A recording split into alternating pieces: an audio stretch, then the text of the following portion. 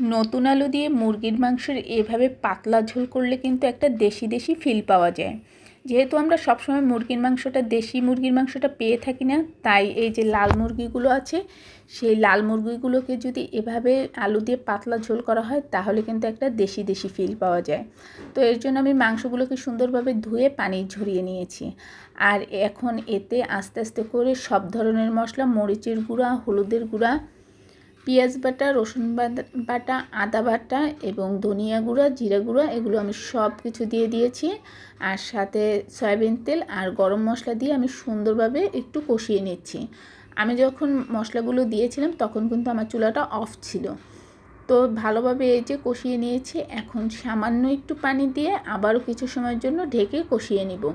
আর যত ভালো কষানো হবে এই গোশটা খেতে তত বেশি ভালো লাগবে।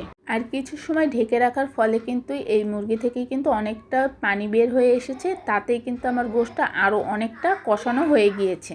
ভালোভাবে কষানোর পরে কিন্তু আমি এখানে যে দেশি ছোট আলুগুলো আছে সেই আলুগুলো দিয়েও কিন্তু এই মুরগিটাকে আবারও কিছু সময়ের জন্য একটু কষিয়ে নিব।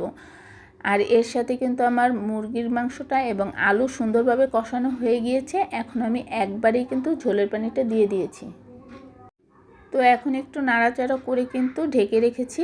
আর এই ঢাকার ফলে কিন্তু আমার গোশটা একেবারে বেশি সময় লাগবে না রান্না হতে, যেহেতু আগে অনেকটা সময় ধরে কষিয়ে নিয়েছি।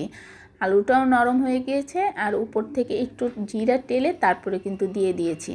আর এভাবে রান্না করা গোশের উপরে থেকে যদি একটু জিরা টালা দেওয়া হয় খেতে কিন্তু অসাধারণ লাগে আর খুব সুন্দর একটা স্মেল আসে। তো আমার রান্নাটা কিন্তু এ পর্যায়ে একদমই শেষ। সবাই ভালো থাকবেন। আল্লাহ হাফেজ।